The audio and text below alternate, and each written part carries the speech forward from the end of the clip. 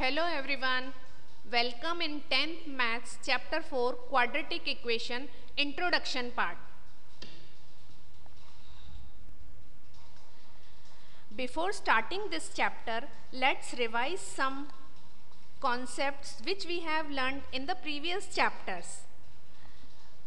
As we all know, there is a basic difference in algebraic expression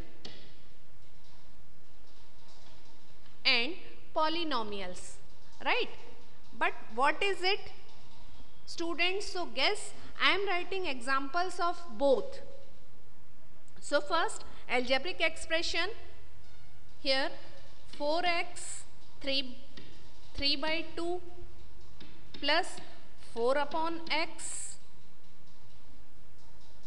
minus 3 root x.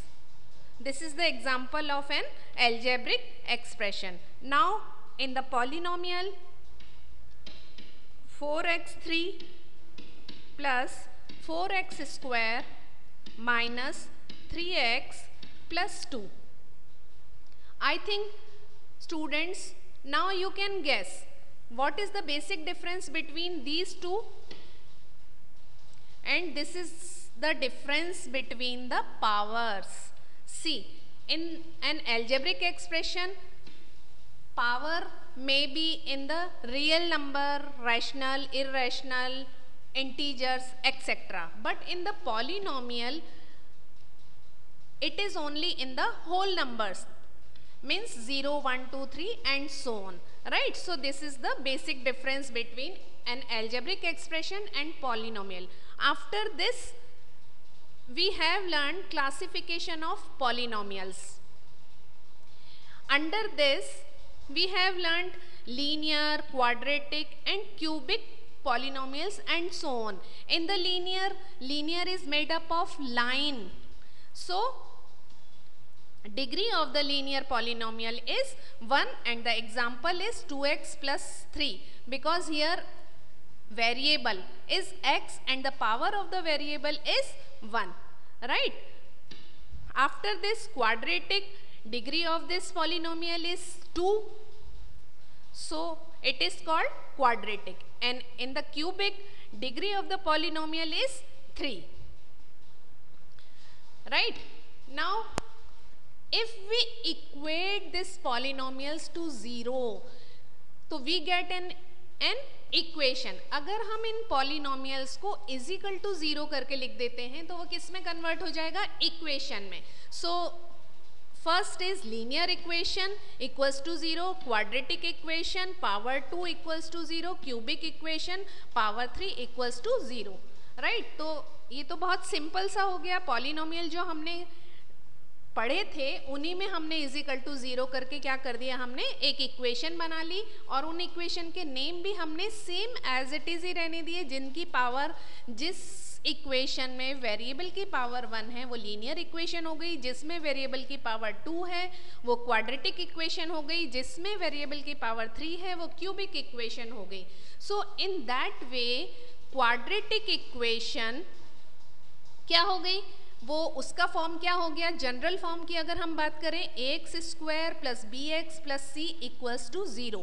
Power हमारी 2 होनी चाहिए. Other हमारे पास में और 2 टर्म्स हैं, 1 भी हो सकता है, बट कंपलसरी हमारे पास में 2 टर्म्स होना ही चाहिए यहाँ पे, एंड पावर भी जो है 2 होना चाहिए. टर्म और पावर में आपको कंफ्यूज नहीं होना है. पावर जो कि वेरिएबल के ऊपर लगी हुई होती है, और टर्म जो कि प्लस और माइनस साइन से आपस में डिफरेंशिएट होती है. और यहाँ पे जो ये ABC दिख रहे हैं वो क्या हो सकते हैं? रियल नंबर्स हो सकते हैं. रियल नंबर्स में आपको पता ही है सारी चीज़ें इंक्लूडेड हैं, रैशनल नंबर्स, इररेशनल नंबर्स, सारे ही नंबर्स इंक्लूडेड हैं. एंड एक और कंडीशन है हमारे पास, a is not equals to 0. तो यहाँ पे भी हम कर सकते हैं कि a is not equals to 0. क्यों नहीं होना चाहिए a is not equals to 0? क्योंकि a जो है वो x स्क्वायर का कॉफिशिएंट है, और अगर a 0 हो गया तो जो हमारा x स्क्वायर है ये पूरी की पूरी जो टर्म है वो ही 0 हो जाएगी, और अगर ये 0 हो गई तो हमारी जो क्वाड्रेटिक इक्वेशन तो वो रह ही नहीं जाएगी, राइट? तो इसीलिए हमारे पास ये कंडीशन है कि a is not equals to 0. Quadratic equation हमने देख लिया, तो अब हम एक एट अ ग्लांस सारा एक साथ देख लेते हैं कि लीनियर इक्वेशन की हमारा स्टैंडर्ड फॉर्म क्या है, ax plus b equals to 0, degree उसकी 1 है, और जब जितनी डिग्री होती है ये भी हमें पता है कि नंबर ऑफ जीरोस भी उतने ही होते हैं। सो 1 यहाँ पे नंबर ऑफ जीरोस हो जाएंगे, same in the quadratic and cubic में भी हो जाएंगे। क्वाड्रेटिक में जो डिग्री है वो हमारी 2 है, जनरल फॉर्म उसका ax square plus B x plus C है, और नंबर ऑफ जीरोस भी उसमें 2 हो जाएंगे। Same for the cubic, power 3, degree 3 and number of zeros is also 3। अब हमने क्वाड्रेटिक इक्वेशन तो देख ली, तो इसका सॉल्यूशन भी हमें पता होना चाहिए। और सॉल्यूशन हम कैसे करेंगे, इस इक्वेशन के सॉल्यूशन करने के हमारे पास 3 मेथड्स हैं, factorisation method, completing the square method and by quadratic formula. तो यहाँ से जो फर्स्ट वन है factorisation method, it is familiar with you, but the next two, second and the third method is new for you. So second और third method हम further आगे जब exercises करेंगे तब हम इन मेथड्स को और ज़्यादा अच्छे से सीखेंगे। बट फैक्टराइजेशन मेथड तो हम पहले से 8th क्लास से हम करते हुए आ रहे हैं, क्योंकि यहाँ ये वही वाला मेथड है जिसमें हम मिडिल टर्म को ब्रेक करते थे। 3 टर्म्स होती हैं 1 2 3 एंड मिडिल टर्म को हम ब्रेक करके 4 टर्म्स में कन्वर्ट करते हैं, और फिर उसकी हेल्प से हम 2 factors at the last find करते हैं। This is called factorisation method और मिडिल टर्म ब्रेक मेथड।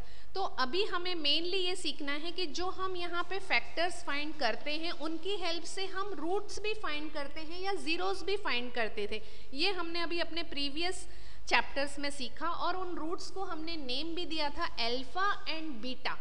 तो अगर हमें पता करना हो नेचर ऑफ रूट्स, कि ये जो हमारे इन फैक्टराइजेशन मेथड से या किसी भी मेथड से हमारे पास जो 2 रूट्स आएंगे या 2 जीरोस आएंगे या 2 एक्स की वैल्यूज आएंगी, उनका जो नेचर है वो कैसा होगा, तो वो हम कैसे फाइंड करेंगे। हमारा जो क्वाड्रेटिक इक्वेशन है उसकी जनरल फॉर्म तो हमें पता है x square plus B x plus c equals to 0, और इनमें से हम a की वैल्यू फाइंड कर सकते हैं, b की वैल्यू फाइंड कर सकते हैं एंड c की वैल्यू भी यहीं से हम इक्वेशन में से ही फाइंड कर सकते हैं। तो इन a b c की वैल्यू से हम b स्क्वायर माइनस 4ac में रखेंगे इन वैल्यूज को, और इससे हम डिटरमाइन करेंगे कि हमारी जो क्वाड्रेटिक इक्वेशन के जो रूट्स हैं, रूट्स कहो, वैल्यू कहो, जीरोस कहो, तीनों ही वर्ड्स सिमिलर हैं, सेम हैं।